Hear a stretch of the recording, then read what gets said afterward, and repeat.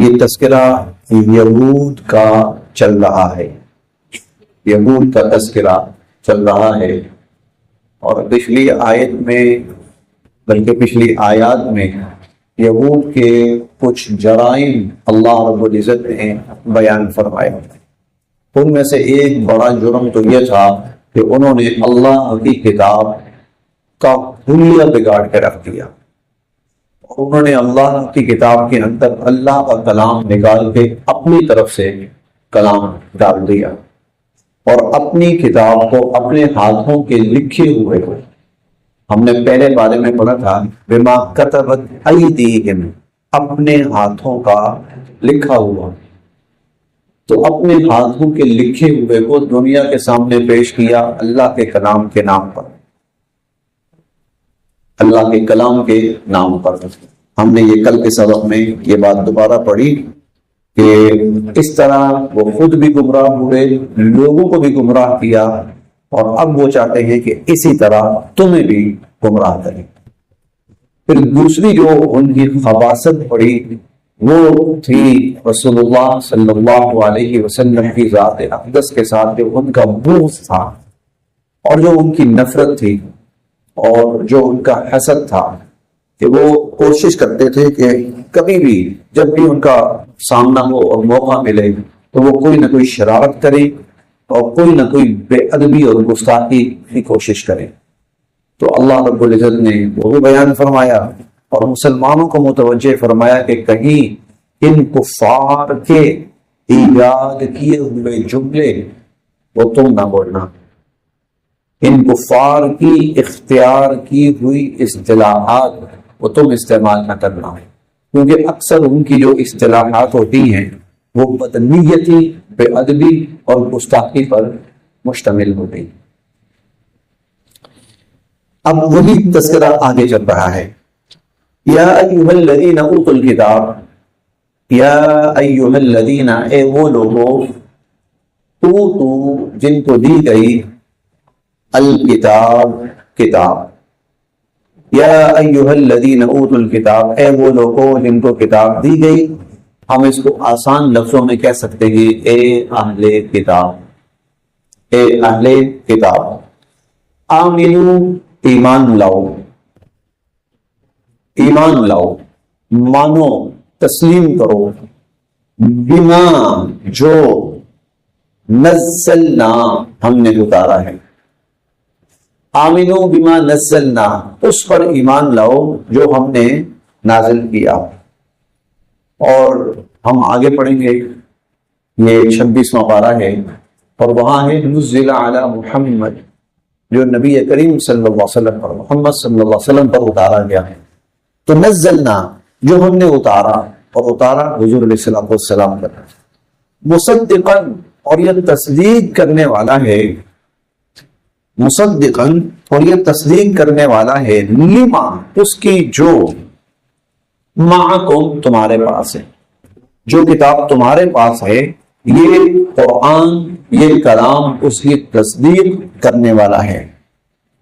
تو اے اہل کتاب اس پر ایمان لاؤ، من قبلی اس سے پہلے، من قبلی اس سے پہلے، ان نطمسا کہ ہم مٹا ڈالیں، وجوہن تمہارے چہروں کو، من قبل ان نطمسا وجوہا اس سے پہلے کہ ہم تمہارے چہروں کو مٹا ڈالیں۔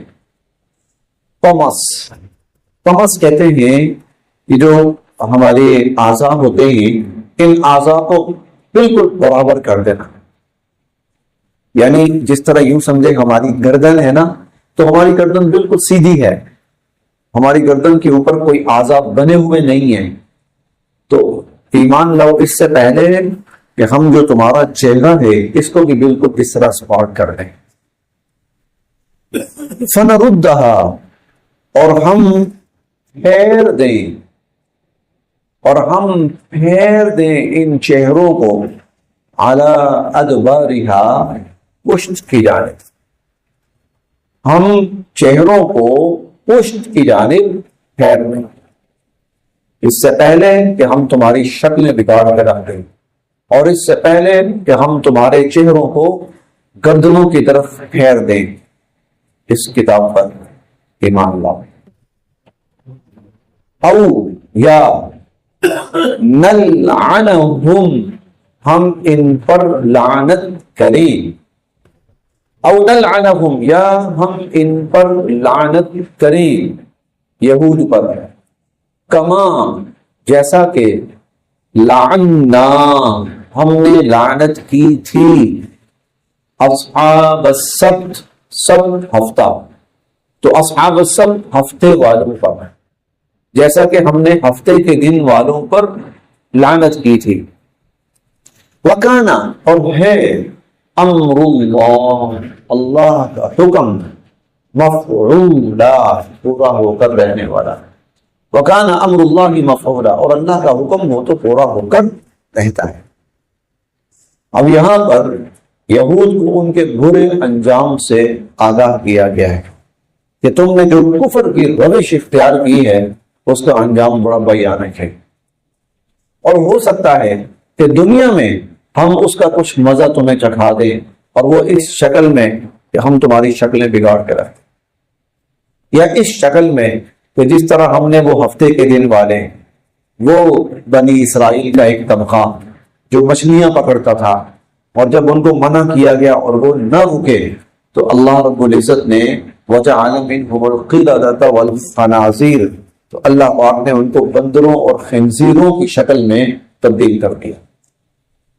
تو کہیں ایسا نہ ہو کہ تمہارے اس کفر کی پاداش میں اور تمہاری ان حرکتوں کی پاداش میں ہم تمہاری شکلیں بگاڑ دیں اور تمہیں بندروں اور خنزیروں یا کسی اور بدترین مخلوق کی شکل میں تبدیل کر دیں۔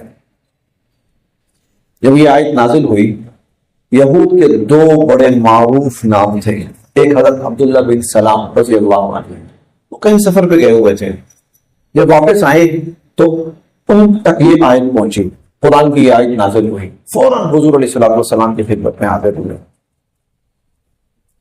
اور ایمان قبول کیا، اور کہنے لگے اللہ کے نبی میں تو ڈر رہا تھا شاید میں آپ تک نہیں پہنچ پاؤں گا اور اس سے پہلے ہی یہ عذاب ہم پہ آ جائے گا۔ اسی طرح کعب احبار، یہ یہود کے بہت بڑے عالم تھے، انہوں نے جب یہ آیت سنی تو فوراً حضور کی خدمت میں آئے اور ایمان قبول کیا، کیونکہ اللہ کا حکم ہے ایمان لاؤ۔ چنانچہ وہ آئے اور انہوں نے ایمان قبول کیا۔ اِنَّا، بے شک، اللہ لا یغفر، نہیں بخشیں گے، ان اللہ لا یغفر، بے شک اللہ تعالیٰ نہیں بخشیں گے، ان کہ یشرک، شرک کیا جائے، بھی اس کے ساتھ، ان اللہ لا یغفر ان یشرک بھی، اللہ کے ساتھ شرک کیا جائے اس کو اللہ تعالیٰ نہیں بخشیں گے، سزا دے کر بھی نہیں بخشیں گے، سزا دے کر بھی نہیں بخشیں گے۔ اگر کوئی شخص حالت شرک میں دنیا سے چلا گیا تو ایک تو یہ ہے نا، اگر کوئی شخص گناہ کر کے گیا تو آخرت میں سزا ہوگی، لیکن سزا ہونے کے بعد پھر بخش دیا جائے گا، سزا ہونے کے بعد بخش دیا جائے گا۔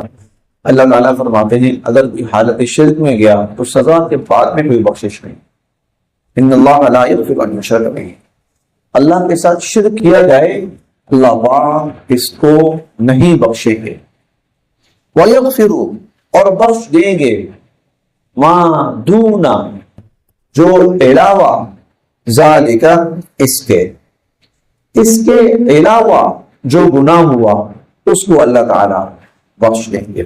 یعنی انسان ایمان کی حالت میں ہو، ایمان کی حالت میں ہوتے ہوئے اس سے وہ گناہ ہو گئے، اس سے کہیں زنا کا صدور ہو گیا، اس سے کہیں چوری کا صدور ہو گیا، اس نے کہیں شراب پی لی اور دنیا سے اس حال میں گیا کہ اس نے معافی نہیں مانگی، توبہ نہیں کی، تو بالآخر یا تو اللہ اپنے فضل سے اور یا اللہ پاک کو سزا دے کر بخش دے، یہ سب صورتیں ممکن ہیں۔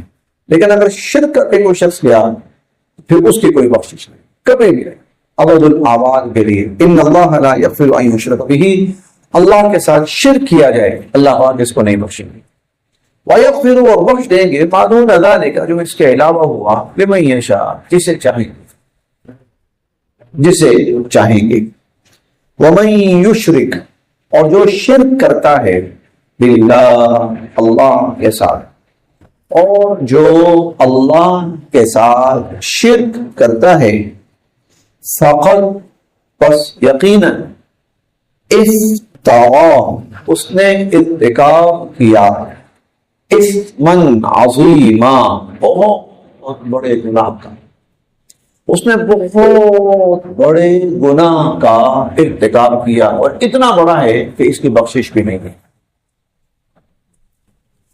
یہ جو آیت نازل ہوئی ہے، ویسے تو یہ اس پچھلے پس منظر میں چل رہی ہے، لیکن اس کے ساتھ ساتھ یہ آیت ایک بڑے عجیب واقعے کا حصہ بھی ہے، اور وہ واقعہ یہ ہے کہ حضور علیہ الصلوۃ والسلام کے سگے چچا تھے حضرت حمزہ رضی اللہ تعالی عنہ، غزوہ احد میں وہ شہید ہوئے تھے، اور جس نے شہید کیا تھا اس کا نام تھا وحشی بن حرب، اس کا نام وحشی بن حرب تھا، اس نے شہید کیا اور بڑے بہیمانہ طریقے سے شہید کیا۔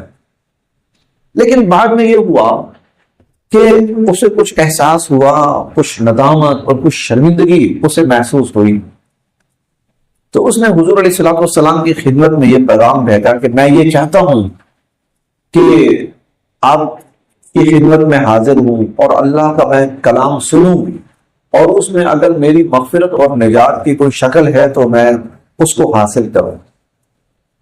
اس نے حضور علیہ الصلوۃ والسلام کی خدمت میں یہ پیغام بھیجا۔ اس پر حضور علیہ الصلوۃ والسلام نے فرمایا کہ، بلکہ اس نے ایک اور بات کہی، یہ عرب کا ایک بڑی اہم بات تھی عرب کے اعتبار سے۔ اس نے حضور علیہ الصلوۃ والسلام سے کہا، میں آپ کی امان میں آنا چاہتا ہوں، میں آپ سے امان طلب کرتا ہوں، آپ کی امان میں آنا چاہتا ہوں کہ آپ مجھے امان دیجیے۔ امان کا مطلب یہ ہوتا ہے ہوں میں مجرم، قصور میں نے کیا ہے بہت بڑا، لیکن اگر آپ مجھے اپنی حفاظت میں لے لیں تو پھر ہو سکتا ہے کہ میں اس سزا سے بچ جاؤں جو سزا مجھ پر لاگو ہو رہی ہے، یہ امان ہوتا ہے۔ وہ لوگ، ان کا یہ طریقہ تھا کہ وہ جا کر کسی کی امان لیتے تھے، اور جب امان طلب کرتے تھے تو ان کی جان محفوظ ہو جاتی۔ تو اس نے کہا کہ میں آپ کی امان طلب کرتا ہوں، آپ مجھے اپنی امان دیجیے، اور میں چاہتا ہوں کہ میں اللہ کا کلام سنوں کہ شاید کوئی میری مغفرت یا میری بخشش کی شکل ہو۔ تو حضور علیہ الصلوۃ والسلام نے فرمایا کہ میری خواہش یہ تھی کہ تو امان طلب نہ کرتا، کیونکہ تم نے بہت بڑا جرم کیا ہے، تجھے سزا ملتی، لیکن اب تم نے امان طلب کی ہے تو میں تمہیں امان دیتا ہوں، میں تمہیں امان دیتا ہوں۔ امان کا مطلب یہ ہے تم ہمارے پاس آ جاؤ، تمہاری جان محفوظ ہے، تمہیں کچھ نہیں کہا جائے۔ چنانچہ وہ آگے، جب وہ آئے تو اس پر اللہ رب العزت کی طرف سے وہ آیت نازل ہوئی، والذین لا يدعون مع اللہ الہا آخر ولا يقتلون النفس التي حرم اللہ الا بالحق ولا يزنون ومن يفعل ذلك يلقى اثاما۔ اللہ کے جو بندے ہیں جن کے لیے بخشش ہے، مغفرت ہے، جنت ہے، وہ اللہ کے سوا کسی اور کو نہیں پکارتے، اور قتل کا ارتکاب نہیں کرتے، زنا نہیں کرتے۔ جو ایسا کرے گا تو وہ تو بڑے گناہ کا مرتکب ہوگا۔ وہ کہنے لگا جی میں تو یہ سارے بھی ہیں، میں نے تو قتل بھی کیا ہے، سے تو زنا بھی ہوا ہے، میں نے تو شرک بھی کیا ہے، تو اس کا مطلب یہ ہے کہ پھر میری تو بخشش نہیں ہو سکتی۔ حضور علیہ الصلوۃ والسلام خاموش ہو گئے۔ اللہ تعالیٰ کی طرف سے اگلی وحی نازل ہوئی، الا من تاب وآمن وعمل عملا صالحا، ہاں جس نے توبہ کر لی، ایمان لے آیا اور نیک اعمال کیے، فاولئک یتوب اللہ علیہم واولئک یبدل اللہ سیئاتہم حسنات، اللہ ان کی توبہ بھی قبول کرے گا اور اللہ رب العزت ان کی برائیوں کو نیکیوں میں بھی تبدیل کر دے گا۔ اچھا وہ کہنے لگا جی کہ اچھا یہ تو ٹھیک ہے، یہاں تک تو بات ٹھیک ہے، لیکن مجھ سے شرک کا بہت بڑا ارتکاب ہوا ہے، اور شرک کے بارے میں قرآن کریم میں آتا ہے کہ ان اللہ لا یغفر ان یشرک بہ ویغفر ما دون ذلک لمن یشاء. جس نے شرک کا ارتکاب کیا، شرک سے کم جس نے گناہ کیا، اللہ اس کو بخشے گا، لیکن اس کو بخشے گا جس کو اللہ چاہے گا. جس کو اللہ چاہے گا اس کو بخشے گا. یہ آیت اس نے نا پیش کی. تو ہو سکتا ہے اللہ مجھے نہ بخشنا چاہے تو پھر میں کیا کروں گا؟ میری تو بخشش نہیں ہو سکتی. حضور علیہ الصلوۃ والسلام پھر خاموش ہو گئے. پھر اللہ کی طرف سے وہ آیت نازل ہوئی، قل یا عبادی الذین اسرفوا علی انفسہم لا تقنطوا من رحمت اللہ. اے نبی علیہ الصلوۃ والسلام میرے بندوں سے کہیے جنہوں نے اپنی جانوں پہ ظلم کیے، میری رحمت سے مایوس نہ ہو. ان اللہ یغفر الذنوب جميعا، اللہ سب گناہ بخش دیں گے. انہ هو الغفور الرحیم، وہ بخشنے والے ہیں، رحم کرنے والے. جب یہ آیت نازل ہوئی تو پھر کہنے لگا کہ اب مجھے کوئی اشکال نہیں رہا، اب میں اسلام قبول کرتا ہوں اور میں ایمان لاتا ہوں. تو پھر وہ ایمان لے آئے، لیکن وہ ایک قلق تھا دل میں. وہ جو ایک تھا نا جو حضور علیہ الصلوۃ والسلام کے چچا کو شہید کیا تھا، وہ ایک قلق تھا. ایک جرم ہوا ہے مجھ سے بڑا، اور یہ وہ جرم ہے کہ جو ہمیشہ حضور علیہ الصلوۃ والسلام کو نا دکھ دیتا رہا. آپ جب اس کو دیکھتے تھے تو وہ بات ذہن میں آ جاتی تھی. کہتا ہے کہ میں نا انتظار میں تھا کہ مجھے کوئی موقع ملے تو میں اس غلطی کا ازالہ کروں جو حالت کفر میں مجھ سے ہوئی. حالت اللہ نے معاف کر دی تھی، لیکن ضمیر ہوتا ہے نا ایک، وہ بندے کو. کہتے ہیں جو جس تلوار سے حضرت حمزہ رضی اللہ عنہ کو شہید کیا تھا نا، وہ میں نے سنبھال کے رکھی ہوئی تھی کہ کسی تلوار سے جس سے اسلام کو نقصان پہنچایا ہے، اسی تلوار سے اسلام کو فائدہ پہنچاؤں گا اور کفر کو نقصان پہنچاؤں گا. چنانچہ اس کے بعد جب مسیلمہ کذاب کے خلاف حضور علیہ الصلوۃ والسلام نے لشکر روانہ فرمایا تو یہ حضرت وحشی بن حرب رضی اللہ عنہ یہ بھی اس لشکر میں شامل ہوئے اور پھر مسیلمہ کذاب کو اسی تلوار سے قتل کیا جس تلوار سے حضرت حمزہ رضی اللہ تعالیٰ عنہ کو شہید کیا تھا. تو یہ آیت ان اللہ لا یغفر ان یشرک بہ، یہ انہوں نے پیش کی کہ ہو سکتا ہے اللہ تعالیٰ مجھے نہ بخشے. اللہ کہتا ہے نا جس کو میں چاہوں گا، تو ہو سکتا ہے مجھے نہ بخشنا چاہے. تو اللہ نے فرمایا کہ نہیں، میرے بندوں سے کہو اللہ کی رحمت سے مایوس نہ ہو، تو ان اللہ یغفر الذنوب جميعا، اللہ سب بخش دیں گے. تو ایمان لانے سے پہلے بھی بہت بڑا ایمان آپ نے جی جی جی بالکل احساس پہلے، کیونکہ وہ سب سن رہے تھے نا. یہ جو قرآن پڑھا جاتا تھا نا، جگہ جگہ جگہ جگہ پڑھا جاتا تھا، وہ بھی سنتے تھے. کئی محافل میں جب قرآن پڑھا جاتا تھا حضور علیہ الصلوۃ والسلام سب کے سامنے پڑھتے تھے. کفار مشرکین سنتے تھے، سنتے سب تھے. بہت سے ایسے ہوتے تھے کہ جن کے دلوں میں پھر وہ گھر کر جاتا تھا. بہت سے ایسے ہوتے تھے جن کے اندر احساس پیدا ہو جاتا تھا کہ یہ جو باتیں ہو رہی ہیں تو ان میں یقیناً حقیقت ہے بہت بڑی. پھر ان کے لیے ہدایت آسان ہو جاتی تھی. ان اللہ لا یغفر، اللہ نہیں بخشیں گے، ان یشرک بہ، کہ اللہ کے ساتھ شرک کیا جائے. وَيَغْفِرُ مَا دُونَ ذَلِكَ لِمَن يَشَاءُ، اور اس کے علاوہ جو بھی جس کو چاہیں گے بخش دیں گے. ہاں اگر کوئی شخص شرک سے توبہ کر لے، دنیا کے اندر ہی معافی مانگ لے، توبہ کر لے، چھوڑ دے، توبہ کر لے، تو انشاءاللہ پھر جو ہوا یہ بھی بخش لیا جائے گا، یہ بھی معاف ہو جائے گا. وَمَن يُشْرِكْ بِاللَّهِ، جس نے اللہ کے ساتھ شرک کیا، فَقَدِ افْتَرَىٰ إِثْمًا عَظِيمًا، اس نے بہت بڑے عظیم گناہ کا ارتکاب کیا.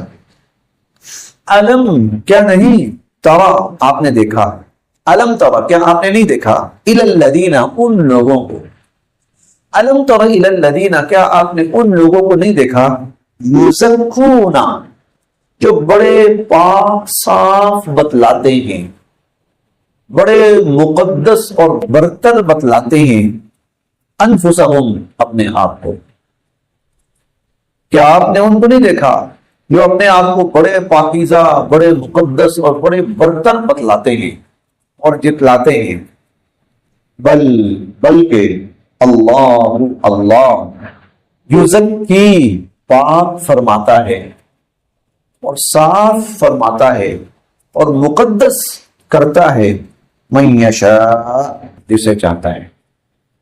اللہ جسے چاہتا ہے پاک کرتا ہے، اللہ جسے چاہتا ہے مقدس بناتا ہے. وَلَا يُظْلَمُونَ اور نہیں زیادتی کی جائے گی لوگوں کے ساتھ فتیلا دھاگے کے برابر بھی, اور دھاگے کے برابر بھی لوگوں کے ساتھ زیادتی نہیں کی جائے گی. یہ یہود تھے جن کے بڑے بڑے دعوے ہم پیچھے بھی پڑھ کے آئیں گے اور آگے بھی پڑھیں گے. ہم نے پہلے پارے میں پڑھا نہیں يدخل الجنة الا من كان هودا, جنت میں صرف یہودی جائے گا, جنت میں صرف اور صرف یہودی جائے گا. اور لن تمسنا النار, جہنم کی آگ اور ہمیں چھو جائے ہو ہی نہیں سکتا ہے.